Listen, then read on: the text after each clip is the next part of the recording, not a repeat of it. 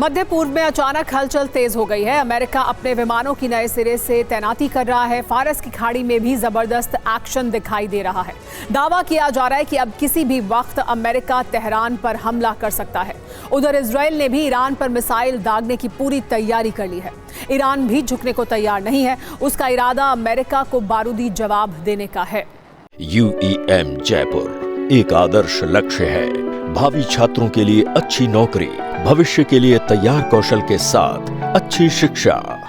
इस वक्त की बड़ी खबर इससे जुड़ी हुई है कि ईरान की अमेरिका इजरायल को चेतावनी, अमेरिका को खत्म करने की धमकी दी जा रही है। अली अहमद खामेनेई ने कहा है कि इजरायल को मिटा दिया जाएगा। खामेनेई के उत्तराधिकारी हैं अली अहमद खामेनेई।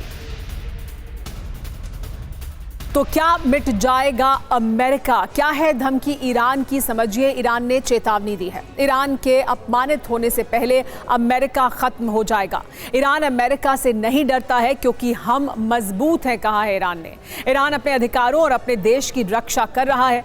अमेरिका के सहयोगी इजरायल को भी मिटा दिया जाएगा, अली अहमद खामेनेई ने कहा है। इसके मायने क्या हैं? अमेरिका से अपनी शर्तों पर बात करेगा ईरान, ये कहा जा रहा है। अमेरिका की धमकियों के आगे ईरान नहीं झुकेगा। बड़ी बात यह है कि सर्वोच्च नेता खामेनेई के उत्तराधिकारी हैं अली अहमद खामेनेई, जिन्होंने ये बयान दिया है। अली अहमद खामेनेई ने यमन के मीडिया को इंटरव्यू में ये बड़ी धमकी दी है। मस्कत में लेकिन परमाणु वार्ता के बीच समुद्र में अमेरिकी एयरक्राफ्ट कैरियर की मौजूदगी और आसमान में फाइटर जेट्स की उड़ान, दुनिया को यह दिखाने की कोशिश की जा रही थी कि इस इलाके में असली ताकत सिर्फ अमेरिका के पास है। लेकिन ईरान ने साफ साफ चेतावनी दे दी है कि अमेरिका ने हमला किया तो जवाब उसके सबसे अहम सैन्य ठिकानों पर दिया जाएगा। हिंद महासागर का डिएगो गार्सिया और साइप्रस का अक्रोतीरी एयरबेस ईरान के सीधे निशाने पर है। मस्कट वार्ता के दौरान अमेरिकी नौसेना के एडमिरल ब्रैड कूपर, जो अमेरिकी सेना के केंद्रीय कमान के प्रमुख हैं, ओमान में मौजूद।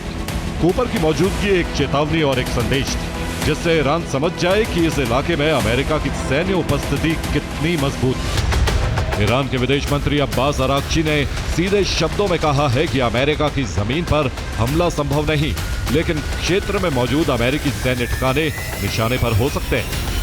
अराक्ची का संकेत अमेरिका के दो बड़े बेस की तरफ है। पहला हिंद महासागर का डिएगो गार्सिया और दूसरा साइप्रस का अक्रोतीरी एयरबेस। हिंद महासागर में मौजूद डिएगो गार्सिया बेस अमेरिका का स्ट्रेटेजिक लॉजिस्टिक हब है।